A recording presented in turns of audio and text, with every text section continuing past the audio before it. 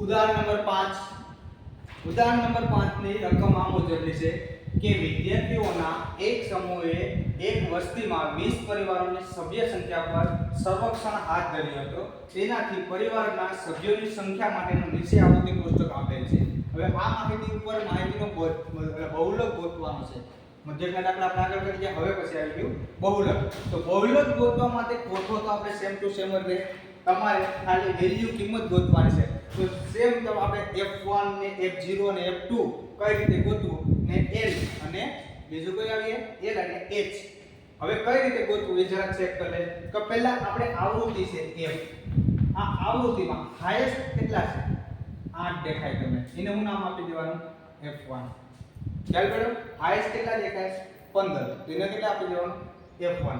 એની ઉપર હોય શું આવે? f0 આવે. નીચે હોય શું આવે? તમારા એક્ઝામમાં આ કોઠાની અંદર આવું નથી લખવાનું. આ યાદ રાખવા માટે મેં ક્લિયર લખાવી દીધું છે. ચાલ બેટા હવે આપણે શું લખવાનું છે? પેલા તો l એટલે કે બહુલક વર્ગની શું આવે? અધસીમા.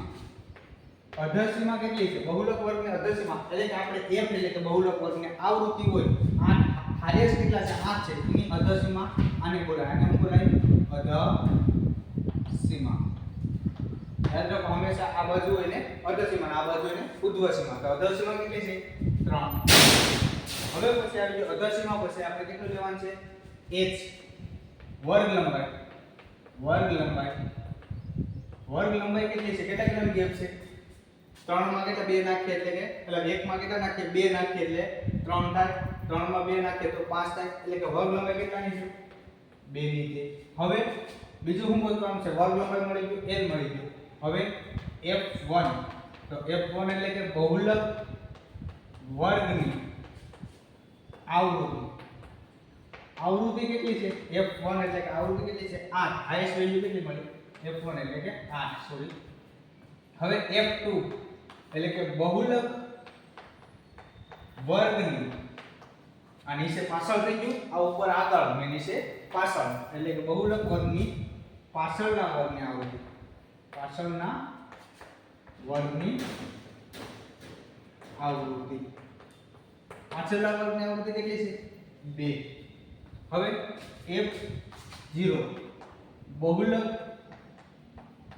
વર્ગની આગળના વર્ગની આવૃત્તિ. આગળના વર્ગની આવૃત્તિ.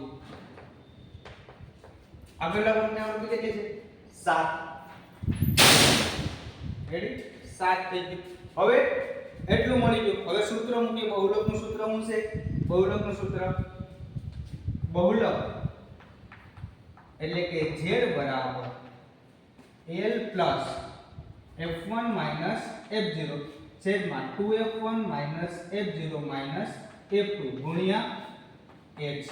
જે આ ઉપર કિંમત લખી નાખી. હવે ઉપર જેટલી કિંમત છે એટલે આમાં નાખી દઈએ. l કેટલા છે? 3 પ્લસ f1 કેટલા છે? f1 8. f0 કેટલા છે? 7. 2f1 એટલે કે 8 ગુણાકારમાં માઈનસ f0 7 માઈનસ f0 આવી ગયું. f0 પછી શું આવે? f2 આવીએ તો f2 કેટલા છે? 2 ગુણ્યા h. 2 નો ગેપ છે. હવે આ કિંમત આ સૂત્રમાં મુકાઈ ગઈ. તો હવે પછી શું થાય? આ છે સરળ અહીંથી લખતો જાવ. 3 છે પ્લસ 8 માંથી 7 જાય તો કેટલા વધે? 1 વધે. અને 8 2 16 અને 7 માઈનસ અને માઈનસ 2 કેટલા થાય? 8 ને 9 એટલે માઈનસ 9 ઉપર ગુણ્યા 2. હવે 2 ના અંદર ગુણી નાખી લે. 2 2 3 પ્લસ 2 9 16 માંથી 9 જાય એટલે કેટલા વધે? 7 વધે. 16 માંથી 9 જાય કેટલા વધે? 7 વધે. રેડી? હવે 7 વધ્યા તો 2 ના છેદમાં 7 એટલે કે જવાબ શું આવશે? 2 ના છેદમાં 7 એટલે કે જવાબ શું આવે? આનો પ્લસ માંથી તો મોટા નાના પ્લસ માંથી 2 ના છેદમાં 7 એટલે કે જવાબ આવે શું આવે? 7 તેરી 21 ને 2 23. 23 ના છેદમાં 4. 23 ભાગ્યા 7 કરો તો કેટલો જવાબ આવે? 23 ભાગ્યા 7 એટલે 3.2 286 આન્સર આવશે z બરાબર. ખ્યાલ પડ્યો? પેલા સાઈડમાં શું કરવાનું છે? એક કોષ્ટક દોરવાનું છે. કોષ્ટકમાં આ વેલ્યુ તમારે નથી લખવાની, આ સાઈડમાં મેં યાદ રાખવા માટે f1 ને f2 દર્શાવેલ છે. f1 પેલા બહુલકમાં હાઈએસ્ટ વેલ્યુ કીધી છે આવૃત્તિમાં, એને f1 નામ આપી દેવાનું. ઉપર વેલ્યુ f0 1 ને 2 ક્રમમાં છે એટલે એ એક યાદ રાખવાનું છે.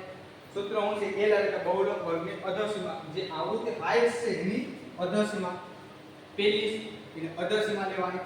એના પછી શું કરવાનું છે?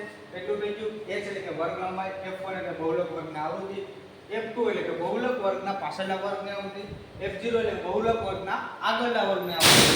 હવે પછી એટલી વેલ્યુ થઈ ગઈ. હવે વેલ્યુમાં કિંમત મૂકી દો એટલે દાખલો કમ્પ્લીટ થઈ ગયો. જોઈ લો દાખલો બહુલકનો. Thank you.